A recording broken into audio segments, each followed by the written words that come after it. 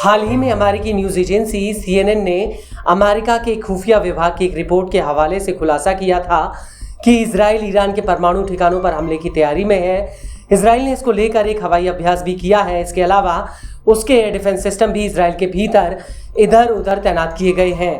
हालांकि इस रिपोर्ट में ये साफ नहीं हुआ था कि इजराइल ईरान के ऊपर कब हमला करेगा। एजेंसी ने अमेरिकी इंटेलिजेंस के हवाले से ये भी कहा था कि इजराइल अमेरिका और ईरान के बीच न्यूक्लियर डील टूटने के इंतजार में बैठा है। उसकी सीधी नजर ईरान के परमाणु ठिकानों पर है।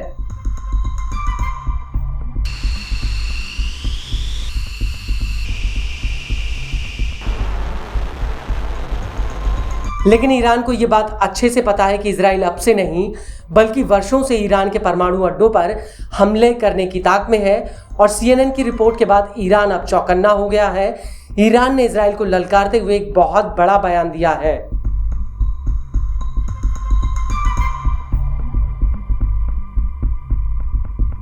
दरअसल ईरान रेवोल्यूशनरी गार्ड कॉर्प्स यानी IRGC ने कहा कि वो सैन्य स्तर पर दुश्मन की तरफ से किसी भी खतरे से निपटने के लिए एकदम तैयार है।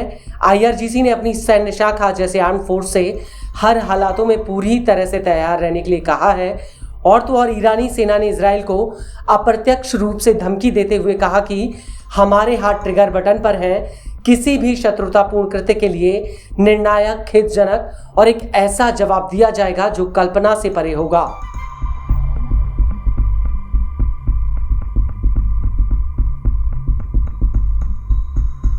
ईरानी सेना ने आगे कहा कि किसी भी आक्रामकता की स्थिति में मजबूती से एक ऐसा जवाब दिया जाएगा जिससे रणनीतिक रूप से ताकत का संतुलन ही बदल जाएगा, जिससे महान शैतान अमेरिका और इजराइल को तगड़ा नुकसान होगा। ईरानी सेना का कहना है कि वो अपनी जमीन की रक्षा रक्त की आखिरी बूंद तक करेगी।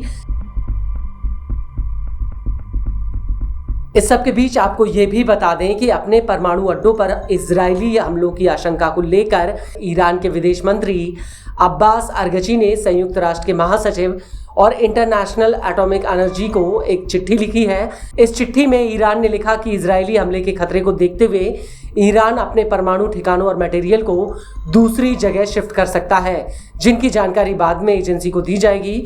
ईरान ने इसी चिट्ठी में साफ कह दिया कि अगर इजराइल की तरफ से एक भी हमला होता है तो उसकी कानूनी रूप से पूरी जिम्मेदारी अमेरिका की होगी।